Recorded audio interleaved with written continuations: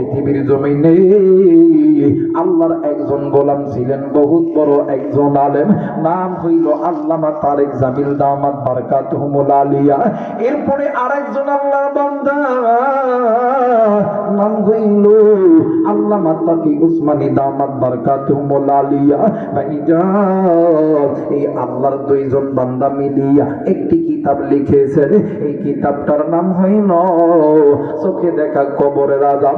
বন্ধুরে, আল্লাহর বান্দা এই চোখে দেখা কবরের আযাব এই কিতাবের ভিতরে মদিনার মধ্যে আরবের ভিতরে একজন আল্লাহর বান্দা দুনিয়া থেকে মারা গেছে। এলাকার মানুষ আল্লাহর বান্দার লাশটা ধোয়াইয়া আল্লাহর বান্দার জানাজাটা কমপ্লিট করিয়া কবরের পাশে লইয়া গেছে। কবরের মধ্যে দাফন করবে। ইতিমধ্যে আল্লাহর বান্দার একটা সন্তান আছে। ওই সন্তানটা দিয়ে কই, চাচা জি, আমার বাবারে তো আপনারা দাফন করবেন গো চাচা, কিন্তু চাচা গো, আমার বাবারে এই কবরে দাফন করার আগে আমি এই কবরটা একটু চেক করতে চাই। এলাকার মুরব্বীরা ডাক দিয়ে কই, বাবা গো, তুমি কবর চেক করে কি করবা? এইরকম কবরের মধ্যে ছোট্ট ছোট্ট গর্ত থাকে। এই সন্তান ডাক দিয়ে কই, চাচা জি, এই কবরের মধ্যে যে গর্তটা দেখা যায়, এই গর্তটা আমার কাছে ভয়ঙ্কর গর্ত লাগতেছে। ডাক দিয়ে কই, চাচা গো, এই বাবা আমারে বড় কষ্ট কইরা মানুষ করলো, এই বাবারে এই কবরে রাখবেন, আমি এই গর্তটা চেক করতে চাই। আল্লাহর বান্দা কোথা থেকে জানো একটা লাঠি নইয়া আল্লাহর বান্দা যুবক ওই কবরের মধ্যে নামলো। কবরের মধ্যে নামার পর আল্লাহর বান্দা যুবক ওই কবরের মধ্যে নামার পরে ওই লাঠিখানা দিয়ে ওই গর্তের মধ্যে যখন লাঠিখানা ঢুকায় দিছে, ওই গর্তের ভিতর থেকে বিশাল বড় একটা সাপ বাহির হইয়া যুবকের দিকে তাড়া করছে। যুবক ওই কবরের মধ্যে থাইকা এক চান্সে লাফ দিয়া উপরের মধ্যে উঠেছে।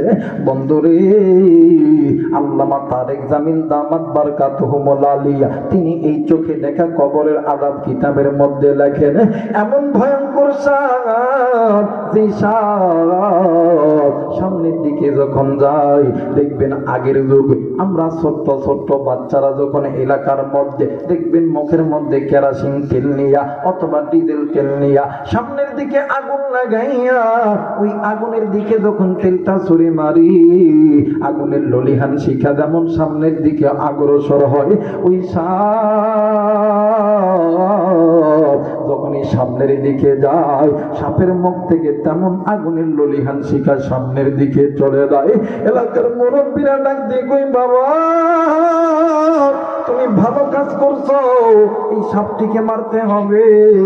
এলাকার মানুষগুলোকে, এলাকার মানুষরা ওই সাপটিকে মারার জন্য চেষ্টা করছে, কিন্তু ওই সাপটা গর্তের মধ্যে চলে গেছে। এলাকার মানুষ ওই গর্তটা করা শুরু করছে, কিন্তু যতই করে কিন্তু বাদান গর্ত শেষ হয় না। এক পর্যায়ে মুরব্বীরা ডাক দিয়ে কই, বাবা গো, আমরা নতুন করে আর একটা কবর খনন করব। এরে বাজান, এরে বেনাপুলের বাইরা, এরে খলসির যুবকরা, কলিদার টুকরা মা, কলিদার টুকরা বোনেরা, একটু বাদান খেয়াল করে শুনবেন। কেন আপনি জাহান্নামের পথে থাকবেন? কেন আপনি নিজে গুনাহ থেকে বাঁচবেন না? কেন আপনার সন্তানদেরকে বাঁচাইবেন না? কেন আপনি কোরআন মানবেন না? কেন আপনার সন্তানদেরকে কোরআনের পক্ষে রাখবেন না? একটু নজর করেন, দিলটা নরম করে দিবেন রে বন্ধু। শুরুতেই বলছি, হেদায়েতের মালিক আমরা হুজুর নয়, হেদায়েতের মালিক কোন ইমাম নয়, হেদায়েতের মালিক আজকে আমাদের উস্তাদ সভাপতি সাহেব যিনি আছে তিনিও বাজান হেদায়েতের মালিক নয়। আজকে এই মসজিদের ইমাম মুয়াজ্জিনরা তিনারাও কিন্তু হেদায়েতের মালিক নয়। হেদায়েতের মালিক হইল কে? আরেকবার বলেন, হেদায়েতের মালিক কে? মুসলমান বন্ধুরে, আমার ভাইরা, আমার বাবাজিরা, কোনো দিকে কোনো নজর নাই, খুব খেয়াল করে শোনা যায়। এইবারে এলাকার মানুষগুলো মিলিয়া আর একটা কবর যখন খনন করছে, তাই প্রথম কবরে মানে প্রথম কবরের মধ্যে গর্ত ছিল একটা, কিন্তু দ্বিতীয় কবরের ভিতরে একটা না, দুইটা না, তিনটা গর্ত দেখা যায়। যুবক ডাক দিয়ে কই, চাচা দি, প্রথম কবরে ছিল একটা গর্ত, কিন্তু চাচা দ্বিতীয় কবরে তিনটা গর্ত দেখা যায় গো চাচা। এই তিনটা গর্ত আমার কেমন জানি ভয় ভয় লাগতেছে। এলাকার মানুষরা বড় একটা লাঠি আইনা ওই তিনটা গর্তের মধ্যে যখন লাঠি কাটা ঢুকাইছে, ওই তিনটা গর্ত থাইকা একটা নয়, দুইটা নয়, ছয়টা সাপ বাইরে হইয়া কবরের মধ্যে ঘুরতেছে। সন্তান ডাক দিয়ে কই, আল্লাহ ওগো মালিক, এই কবরে যদি আমার বাবার রাখি রে আল্লাহ, এই সাপগুলো আমার বাবারে ছিন্ন বিচ্ছিন্ন করে ছাড়বে গো আল্লাহ। না গো আল্লাহ, না, আমি এই কবরের ভিতরে আমার বাপকে রাখবো না। এলাকার মানুষগুলি আবার ওই সাপকে মারার চেষ্টা করেছে। সাপ মুহূর্তের ভিতরে গর্তের মধ্যে ঢুকে পড়েছে। বাইরে গর্ত যত করে সাপ পাই না, কিন্তু বাদাম গর্ত ঘুরাই না। বন্ধুরে, আর একটি কবর যখন খনন করলো, আর একটি কবর খনন করার সঙ্গে সঙ্গে এই কবরে একটা না, দুইটা না, বাদাম আমার ছয়টা গর্ত দেখা যায়। এলাকার মুরব্বীরা ডাক দিয়ে কই, বাবা গো, সেই সকাল থেকে এখন বিকাল হয়ে গেছে, একটু পরে সূর্য ডুবে যাবে, রাতের আলো বন্ধ হয়ে যাবে, সন্ধ্যা লেগে যাবে, রাতের আঁধার নেমে আসবে, আমরা বাড়িতে যাব, এই কবরের মধ্যে তোমার বাবাকে দাফন করে যাব। ডাক দিয়ে কই, চাচাজি, এই কবরটা তো আমার কাছে আরো ভয়ঙ্কর লাগে। এইবারে আল্লাহর বান্দা মুরব্বীরা ওই কবরের মধ্যে লাঠি ঢুকায়া দেখে রে, ছয়টা কবরে 12টা সাপ বাইরে হইয়া ঘুরতেছে রে বন্ধু। আল্লাহর বান্দা যুবক কান্দি, এলাকার মানুষ কান্দি, মুরব্বীরা ডাক দিয়ে কই, না গো বাবা না, এই তিনটা কবরের ভিতরে যে কোনো এক কবরে তোমার বাবাকে দাফন করবো, নয়তো বা সন্ধ্যা যখন লেগে যাবে তোমার বাবার লাশটা কিন্তু আমরা দাফন করতে পারবো না। আল্লাহর বান্দা যুবক ডাক দিয়ে, চাচাজি লাগো না, যেই বাবা আমারে ছোট থেকে মানুষ করছে, যেই বাবা আমারে আদর করছে, যেই বাবা আমারে কোনোদিন কষ্ট পাইতে দেয় নাই, আজকে ওই বাবারে আমি সন্তান হয়ে কেমনে করে এই কবরের মধ্যে আমি দাফন করি? না গো না, এই কথা বলিয়া সন্তান কান্দে। ইতিমধ্যে একজন আলেম মানুষ, একজন বুজুর্গ ব্যক্তি হাতে একটা লাঠি লইয়া, হাতে একটা তসবিহ, এই তসবিহটা ডান হাতে লইয়া, ডান হাত উঁচু করিয়া আল্লাহর বান্দা যুবকের বাম গালের মধ্যে চট কইরা যখন থাপ্পড় মারছে, আল্লাহর বান্দা যুবক থাপ্পড় খাইয়া আল্লাহর বান্দা যুবক জমিনের মধ্যে পইড়া গেছে। এলাকার মুরব্বীরা ডাক দিয়ে কই, বাবা গো, আপনি তো সম্মানী ব্যক্তি, আলেম মানুষ, কিন্তু আপনি এই যুবকটিকে কেন মারলেন? আপনি জানেন না এই যুবকের বাবা নাই, মা নাই, এই যুবকের দুনিয়ার জমিনে মা নাই, বাবা নাই, তার মতন বড় দুঃখী, তার মতন বড় অসহায় কেউ নাই। এইবার আল্লাহর বান্দা আলেম মানুষ ডাক দিয়ে কই, আপনারা যা জানে আমি তা জানি না, কিন্তু আমি যা জানি আপনারা তা জানেন না। ডাক দিয়ে কই, হুজুর আপনি কি জানেন বলেন বলে। ডাক দিয়ে কই, এলাকার মুরব্বীরা শুই না লো, আজকে এর বাবার কবরে এই যে সাপ, এই সাপ যে বাইর হইতেছে, আরো যত কবর খুঁড়বা তত সাপ বাইর হবে।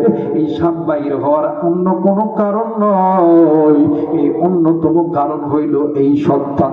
আল্লাহর বান্দা যুবক মাথাটি নিচের দিকে হালাইয়া ডাক দিয়ে কই হুজুর আমার কারণে আমার বাবার কবরে আযাব, এইটা কেমনি করে সম্ভব? আল্লাহর বান্দা আলেম মানুষ ডাক দিয়ে কই এলাকার মুরব্বীরা আপনারা একটু এখান থেকে দূরে চলে দাও, আমি এই যুবকের সঙ্গে কথা বলবো। এইবারে বুজুর্গ মানুষ আলেম মানুষ আল্লাহর বান্দা যুবকের দিকে শাহাদত আঙ্গুলি উঁচু করিয়া আল্লাহর বান্দা যুবককে কি যেন বলতেছিলেন, আল্লাহর বান্দা যুবক হাউমাউ করে কান্দে। এক পর্যায়ে যুবক কাঁদতে কাঁদতে জমিনের মধ্যে গোড়াগড়ি শুরু করে দিছে। যুবক খালি কান্দে আর কান্দে। যুবক ওই জমিন থেকে উঠিয়া লাফ দিয়া উঠিয়া যুবক দৌড় দিয়া বাড়িতে গেছে। বাড়িতে যাইয়া ঘরের দরজা জানলা সবকিছু বন্ধ করছে। এলাকার মানুষগুলি ডাক দিয়ে কই না গো বাবা না, তোর বাবার মতো তুইও যেন মরিস না, এ বেটা ঘরের দরজা খুল। আল্লাহর বান্দা যুবক ঘরের দরজা বন্ধ করিয়া সারা দেয় না, কোনো কথা বলে না। এইদিকে বাজারে আমার এলাকার মানুষ বলে ডাক দিয়ে কই হুজুর আপনি কি কথা বললে? এই কথা শুনিয়া ওই যুবক কান্নাকাটি করলো, আবার দৌড় দিয়ে এই জায়গার মধ্যে চইলা গেল। আল্লাহর বান্দা আলেম মানুষ ডাক দিয়ে কই বাবাজি গো, একমাত্র ওই সন্তানটাই পারে তার বাবার কবর থেকে এই আযাবটা দূর করতে। আমি জানি না রে বন্ধু, আজকে এই জান্নাতের বাগানে আসার সময় কোন যুবক তুমি ওই বাগানের ধার দিয়ে আইছো, আমি জানি না কোন কলিজার টুকরা মা, কোন কলিজার টুকরা বোন তুমি ওই কবরস্থানের ধার দিয়ে আইছো, আমি জানি না কোন কলিজার টুকরা মুরব্বী আপনি ওই পুকুর পাড়ের ধার দিয়ে আইছেন। ওই কবরস্থানের ভিতর থাইকা, ওই পুকুর পাড়ের ভিতর থাইকা, ওই বাগানের ভিতর থাইকা কার জানি জনম দুঃখিনী মা ডাক দিয়ে কই বেটা রে, আমি মায়ের কবরে জাহান্নামের আগুন জ্বলে, আমি মা এই কবরে জাহান্নামের আগুন সহ্য করতে পারি না, আমি জানি না রে কার জানি আদরের বাপ ডাক দিয়ে কই বেটা রে, আমি বাবার কবরে সব বিচ্ছুর দংশন চলে, আমি বাবা এই কবরে আযাব সহ্য করতে পারি না। শুনলে বেটা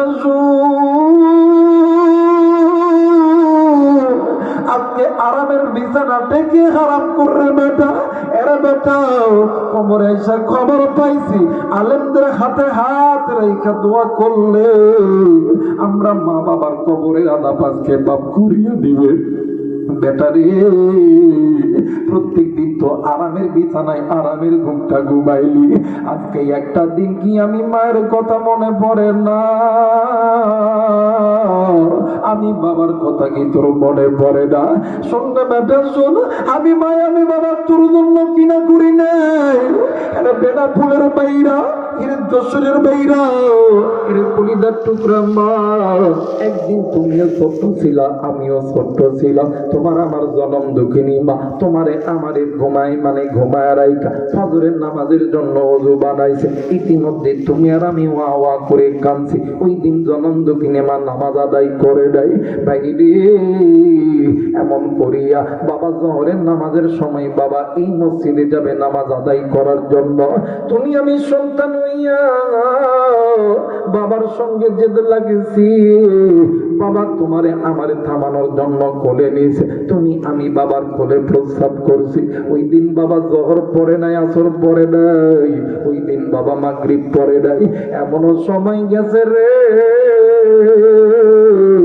বেনাপুলির বাবাজিরা, তুমি আমি যখন ছোট্ট ছিলাম তোমার আমার গায়ে তোমার আমার নিমোনিয়া, তোমার আমার ডায়রিয়া, তোমার আমার শ্বাসকষ্ট শুরু হয়ে গেছে, জনম দুঃখিনী মার বাবা তোমারে আমারে লইয়া চলে গেছেন বেনাপুল মেডিকেলে অথবা বাজার যশোর মেডিকেলে। ওই জনম দুঃখিনী মা আর বাবা দিনের পর দিন রাতের পর রাত তোমার আমারে লইয়া হসপিটালে ছিল, ওই মা ওই বাবা নামাজ পড়ে নাই, উম্মতের আলেম এই জায়গায় আছে, জিজ্ঞাসা করো ওয়াক্ত নামাজ না পড়লে 80 হুপ্পা জাহান্নামে জ্বলতে হবে। আমি জানি না রে এই ময়দানের ভিতরে কার দাড়ি আদরের কলিজার টুকরা মা নামাজ কাদা কইরা কবরে গেছে। আমি জানি না রে বন্ধু কার দাড়ি কলিজার টুকরা বাবা নামাজ কাদা কইরা কবরে গেছে। কার দাড়ি কলিজার টুকরা আদরের সন্তান নামাজ কাদা কইরা কবরে গেছে। কার দাড়ি কলিজার টুকরা স্বামী, কার দাড়ি কলিজার টুকরা স্ত্রী নামাজ কাদা কইরা কবরে গেছে। উম্মতের আলেমে দাঁড়া আছে। আর বন্ধু ইমাম মালিক রাহমাতুল্লাহ আলাইহি তিনি তিনার কিতাবের মধ্যে বলেন এক হুব্বা সম পরিমাণ 2,88,000 বছর লক্ষ বাইরে কবরের একদিন দুনিয়ার 1000 বছর দিন। আমি জানি না রে বন্ধু আজকে কার মা জানি ডাক দিয়ে কই বেটা রে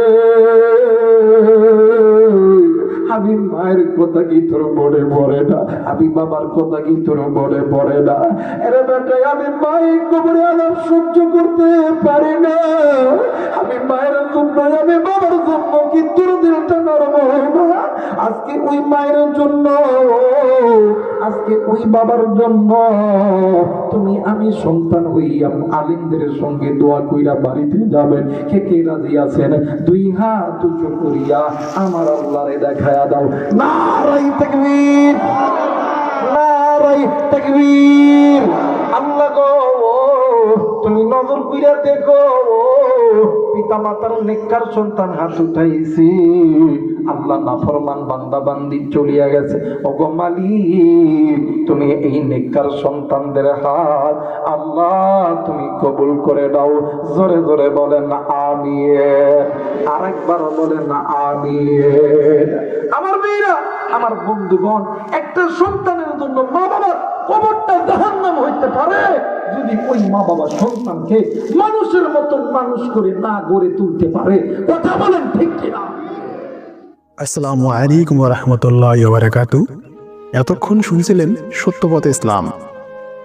আমাদের চ্যানেলে প্রতিনিয়ত নতুন নতুন ওয়াজ মাহফিল, কোরআন তেলাওয়াত এবং নতুন নতুন গজল আপলোড করা হয়।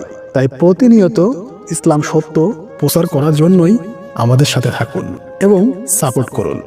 এতক্ষণ ভিডিওটি দেখার জন্য শুকরিয়া।